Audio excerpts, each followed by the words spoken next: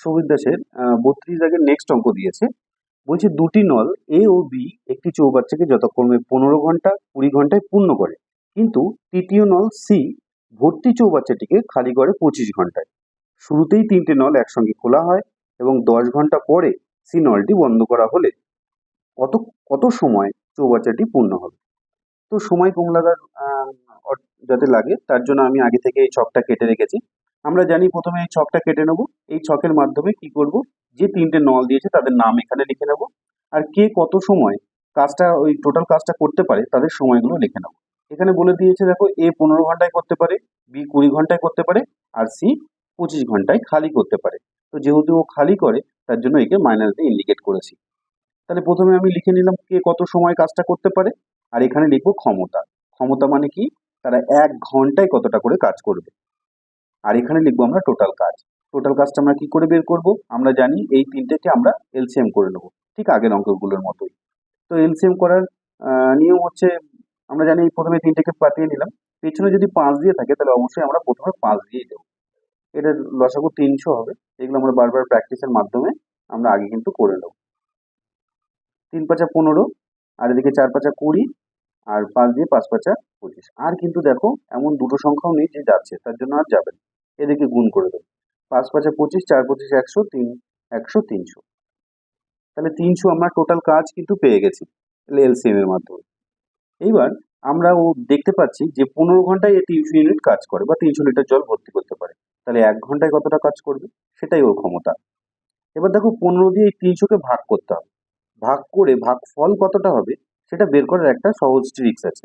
দেখো এখানে আমরা আগে থেকে বানিয়ে নেবো। এই 300কে 5 3 4 আর 5 গুণ করলেই তো 300 হয়।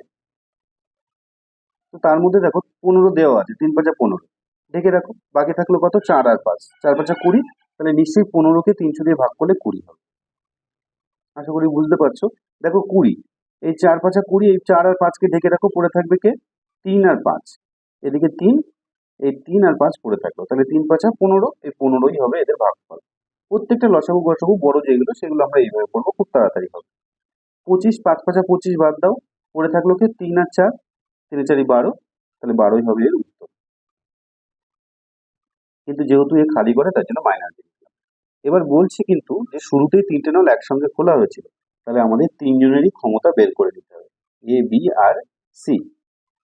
এ করতে পারে 20, বি করতে পারে 15 ইউনিট কাজ, আর সি 12 ইউনিট কাজ, কিন্তু ও খালি করে বলে ওটা। এটা কিন্তু প্রত্যেক মিনিটে কে কতটা কাজ করতে পারে তাদের ক্ষমতা বেরোচ্ছে তিনজনের একসাথে। তাহলে 15 আর 30 35, আর তার থেকে 12 বাদ দাও, 23। তাহলে এই 23 ইউনিট কাজ ওরা পার ঘন্টায় কিন্তু করতে পারে। এটাই এবিসি এর ক্ষমতা। এবার বলছে ওরা নাকি 10 ঘন্টা চালু ছিল, 10 ঘন্টা পরে সেই নলটিকে বন্ধ করা হয়। তাহলে প্রথম 10 ঘন্টা চলেছে, 1 ঘন্টায় করতে পারে এতটা, 10 ঘন্টায় করতে পারবে কত, 10 আওয়ার্সে কাজ করবে 230 ইউনিট।